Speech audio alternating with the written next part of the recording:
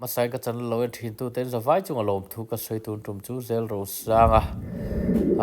han fellowship na muna an kom na ngai nom tak mai lap song sak da te le apa alo ngai thin zia te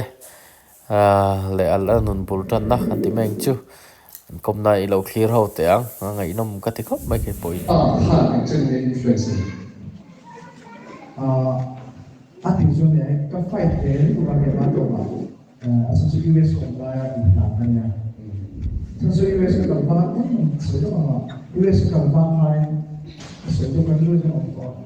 awara su ke ma bi su la na ma ka US ka ba ka da sum me ka su blog pa da so da ho ka interest sa de na so ni ko su full time ka lu kan ye go ha ta ya asai US ka ke ha Reipo, lense, ha full ke ba sa ha mo sila to US account. Chuan asonin kanil ko pa tingka mikha sa tan. Kula sum siya mo tira. ro sanga thil soi ngai nom khop mai ngun takan lo ngai thlai la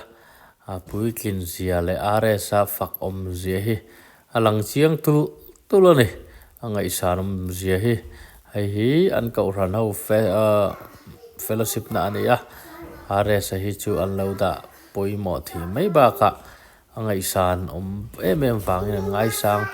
le zol ni Eh, sa to so na so chu na so ba. Ai fui na jan you are enough and dia. Ko ve ma sa so na ma ka i to. Na ma ka i chap da dia. Ma se sta cha ko ni ni so ko so. E so ni so de lo so ma ka ni no.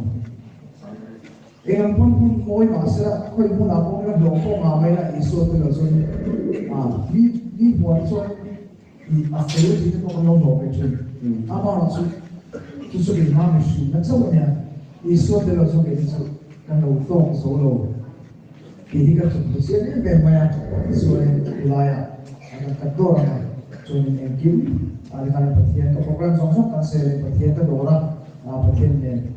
kan ni pathian ni puya so yung decision na siya kaya so yung tapos so yung US ka program so so cancel pero dia ko may ka dia so langsung program ani bangkan so yung ka-cancel ulang ko may ka dia ama sa so yung pathirin araw ko isa yung hotel dia isang katil dua kung suka program na gospel na kat fight tabe an sound hi chiang lo le tu ka record thi ngai thak re om deuh mai thea ti kan soi deuh por so nga zel ro sang hi apa thi do na ti mai la adam lawa om khan are sapu apa te om lai poin anu le nau te ho nau te in kultura lo ti bik te mizorama om tu le kulaya phairama azirna chun som lo turin lo ti dan te hi are sar pa thuai thian apa boral ta kumrei vak lawa tu na hian mizoram mi pui ria ta lo mani chuti rolin pa alap song sakate po khana lo sei thawa apa hen pathian la za ve to ro te lo tia ama in tum dan chun in le lo ten din ve a kamin nu han pathian lama te po ka hoi venga pathian la te ka sa venga te in tia mai ro chu pathian le apa hi pathian in apa mangin mu manga ti meila ta chunin thuron soyana sa takin chumi chu wang te po chu are sei pathian larun sak so than dan te le apa ina ap tun hun pathian lo mu tir dan te le apa te po hi lo ngai thin le alung lo leng thin le ni ti te kan han ria ten zel ro sang hi ngai san oma